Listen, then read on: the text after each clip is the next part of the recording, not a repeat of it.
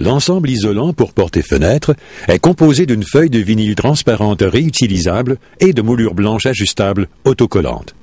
Cet ensemble procure plusieurs avantages. Il empêche l'air et le froid de pénétrer à l'intérieur. Il vous permet ainsi d'épargner énergie et argent. Il augmente votre confort en hiver comme en été. L'ensemble a été conçu pour une installation intérieure facile. Les profilés autocollants adhèrent aux murs et aux autres cadrages de tout matériau. Le profilet de rétention ainsi que la feuille de vinyle peuvent être enlevés et réinstallés autant de fois que vous le désirez. Le profilet autocollant se pose sur le mur ou sur le cadrage. Tout d'abord, tracez une ligne au crayon pour vous guider lors de la pose du profilet autocollant. Évitez les surfaces rugueuses, malpropres ou huileuses. Pour obtenir une bonne adhésion, installez l'ensemble à une température supérieure à 4 degrés Celsius.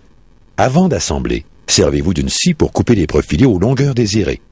Les coins doivent être coupés à angle droit, 90 degrés. Vous pouvez même vous servir des retailles de profilés à condition de bien les aligner. Enlevez le papier de l'autocollant et appuyez fermement sur le profilé. Prenez soin de l'aligner correctement car une fois en place, le profilé autocollant ne peut plus être enlevé. Sur le seuil, placez le profilé à plat. Coupez le profilé de rétention de même longueur que le profilé autocollant. Maintenez la feuille de vinyle vis-à-vis le cadrage en la laissant dépasser de chaque côté. En partant d'un coin, pressez le profilet de rétention sur la feuille de vinyle vers l'intérieur du profilet autocollant. Faire la même chose pour les côtés et terminer par le bas. Pour éviter les plis, tendez la feuille sans l'étirer.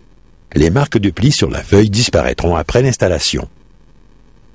Coupez l'excédent de la feuille de vinyle en laissant environ 1 pouce, 2,5 cm, dépasser aux 4 côtés. Ceci vous permettra de conserver votre feuille plus longtemps, si vous l'enlevez et la réinstallez.